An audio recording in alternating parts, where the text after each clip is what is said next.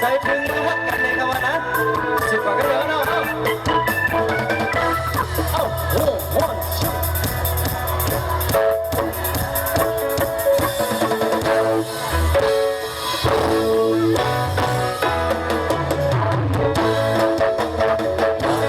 ฉันก็คือจะลืมหรือนัดกันอย่าลืมกันกันสองนั้นน้องมีไว้เจอนั้นน้องอ่อนต้องเจอที่ฝักเจอปันจึงน้องอยู่อย่างไกลพอน้องนั้นหักกันลืมเจอจงสองนั้นน้องมีไว้เจอใจถึงเมื่อหักกัน